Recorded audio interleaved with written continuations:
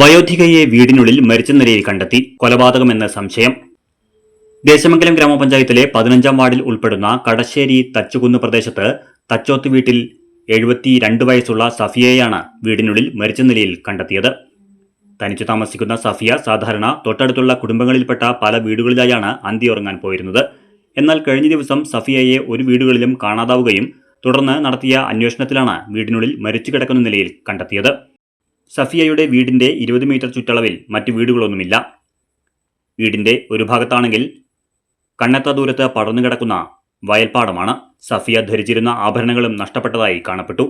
ശരീരത്തിൽ പിടിവലി നടന്നതിന്റെ പാടുകളുണ്ട്. മൂക്കിൽ നിന്നും രക്തം വരുന്ന രീതിയിലാണ് മൃതദേഹം കാണപ്പെട്ടത്. മൃതദേഹത്തിന് ഏകദേശം 24 മണിക്കൂർ പഴക്കമുണ്ടെന്നുമാണ് പ്രാഥമിക നിഗമനം. ചെറുതുരുത്തി പോലീസ് സ്ഥലത്തെത്തി മേൽ നടപടികൾ സ്വീകരിച്ചു.